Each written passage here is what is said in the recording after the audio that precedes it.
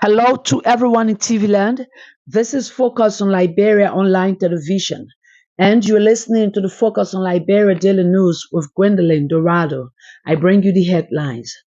Commerce Minister Amin Modad reportedly resigned following allegations of corruption into the controversial MEDIC deal.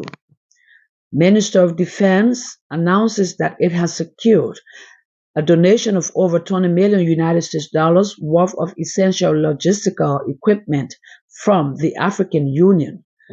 Prominent supporter of the Unity Party, Richelieu Oberfe, publicly urges President Joseph Boakai to take decisive action against underperforming officials in his administration. Away from home, Cameroon's president is in excellent health, senior officials have insisted after a long public absence stoked widespread speculation about the 91-year-old leader's condition. These plus many more coming up on the Daily News. Now the news in details. Amin Modad, Liberia's Minister of Commerce, has resigned following his controversial purchase of a luxury SUV. The Liberian investigator gathered that Modad, who bade farewell to his staff on Wednesday morning, stepped down amid escalating scrutiny over his acquisition of a luxury SUV valued at over US 90,000. Minister Modad continued to face mounting criticism and was accused of personal enrichment at the expense of public funds. Sources also informed the Liberian investigator that President Boakai refused to grant him audience on Tuesday night when he had gone to see the president. The Liberian investigator further gathered that President Joseph Boakai is already in talks with Mr. Jan Bethan, a former official of the ministry currently residing in the USA, as a possible replacement for Modad. The controversy began when it was revealed that Modad had approved the purchase of a luxury USV for official use, funded by the Liberia Revenue Authority from its customs capacity building fund. The SUV intended for trade-related activities became a focal point of accusations by Senator Nathaniel F. McGill, who alleged that Modad was misusing his office to acquire personal luxuries, including a said vehicle and potentially a yacht. These accusations gained traction amid broader concerns about his link with Medic Scientific, a container tracking and inspection company at the Freeport of Monrovia. The company, linked to alleged exploitative practices, was also connected to Modad through accusations that the vehicle was a kickback. The Liberian Senate had called for a review or potential termination of Medic's contract following investigations that revealed several compliance issues and undisclosed financial arrangements. In a press briefing at the Ministry of Information last Thursday, Modad defended his tenure and the vehicle purchase. He clarified that the purchase was approved for official purposes and not for personal use, a statement partially supported by an LRA press release. The 12th National Convention of the Association of Liberian Journalists in the Americas is scheduled to take place from 10 to 13 October in Philadelphia, Pennsylvania, under the theme Addressing Liberians' Fragility Through War Crimes Accountability and Socio-Economic Development. The convention is an annual event held by ALJA and will bring together several international journalists of Liberian origin, ALJA members based in the US, as well as journalists from Liberia.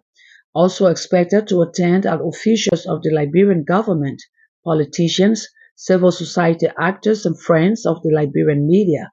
At this year's convention, the association's progress, challenges, and future will be deliberated.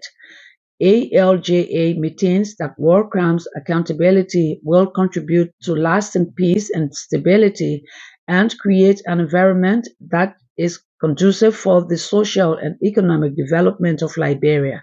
As evidenced by this year's convention theme, the conference will focus on promoting social justice and equality, fostering inclusive development, reducing corruption, and ensuring the efficient and effective use of public resources.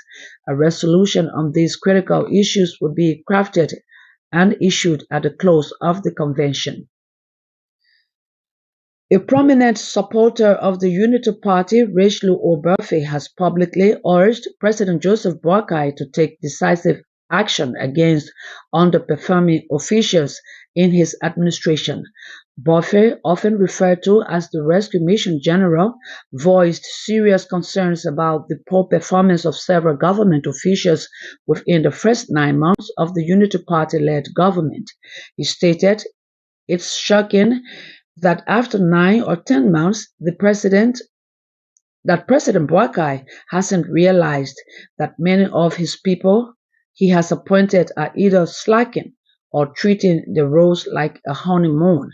Buffy's call for accountability comes in the wake of recent incident involving Public Works Minister Roland Gaddens, who was absent from the commissioning of a 50 million bridge project between Liberia and Cote d'Ivoire. The bridge, funded by the Economic Community of West African States, connects Liberia and Cote d'Ivoire via the Kavala River. The ceremony, held at the Plulo border in Cote d'Ivoire, was attended by ECOWAS officials and representatives from the Ivorian government, but no Liberian officials were present. Buffy, who led the Boakai conscious movement during the 2023 presidential campaign, criticized Minister Gaddens and other public works officials for making such a significant event. When contacted, Public Works Communications Manager Benjamin Myers stated that he would make inquiries and provide a response.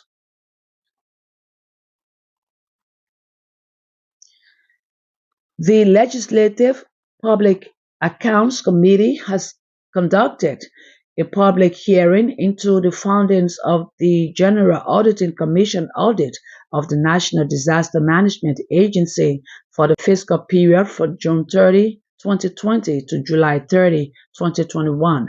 The audit report accuses that agency of several financial irregularities. The GAC audit reviews numerous issues, including the lack of comparative financial information, misstated opening and closing balances, undisclosed bank accounts, irregularities in bank balance reconciliation, unreconciled salary expenditures, transactions recorded in bank statements but missing from financial records, undisclosed donor assets, non-remittance of goods and services tax, procurement irregularities, and transactions without adequate documentation. The GAC report highlights that the NDMA management did not disclose prior year information in the statement of cash receipts and payments. The statement of comparison of actual amounts and budget, or the notes to the financial statements are required by the standards for the comparability purposes. Bad labor practices and salary disparities appear to intensify at Western Cluster Liberia Limited, a major iron ore mining company in Liberia. The New Dawn newspaper has conducted an independent investigation and unearthed an alleged high level of bad labor practice and the destruction of towns after vibrations from blasts caused by mining operations. Western Cluster is an iron ore mining company operating in Bomi County, Western Liberia. The paper has discovered that the company allegedly owes employees approximately 4 months' salaries and has refused to pay. The investigation has found that the company has alleged that the government of Liberia suspended the pay of the affected workers for some months. During the paper's investigative visit to Western Cluster surroundings, it was discovered that the blasting had damaged two towns, especially Bobo Town and Bola Town.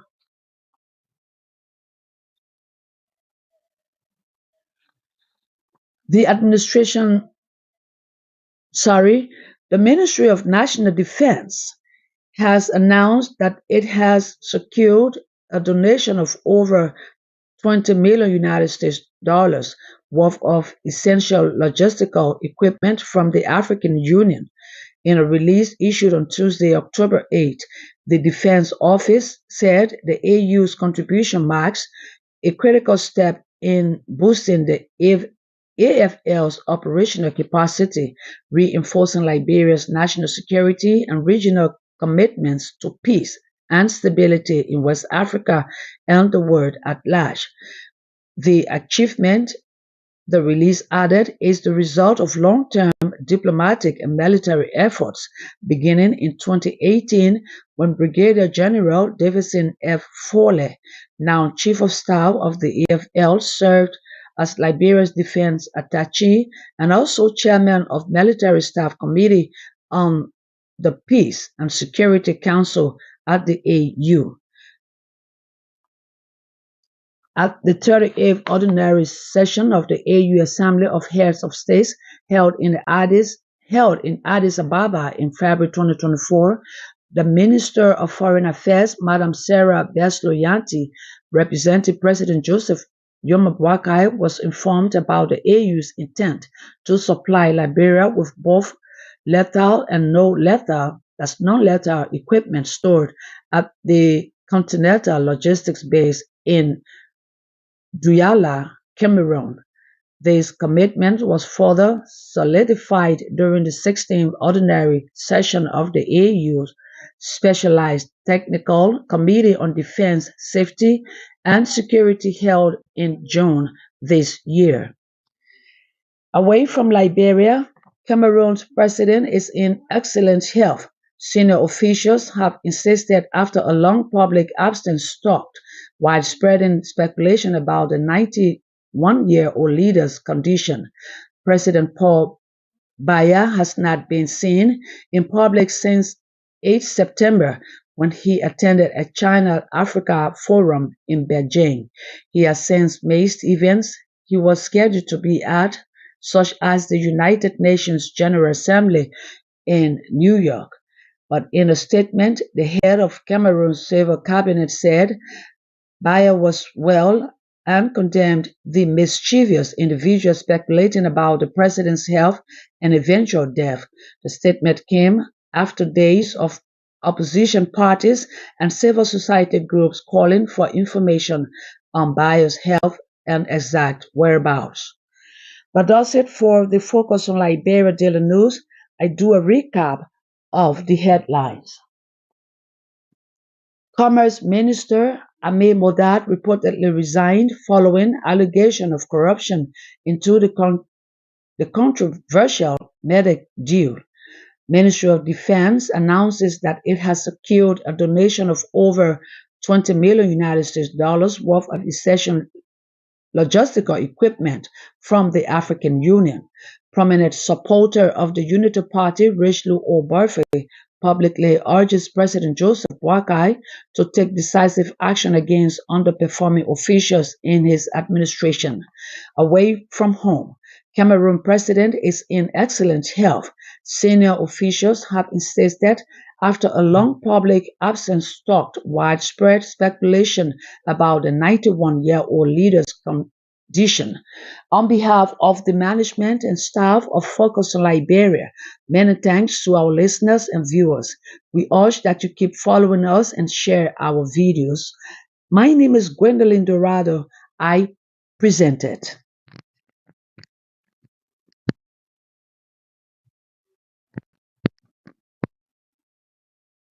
What you say?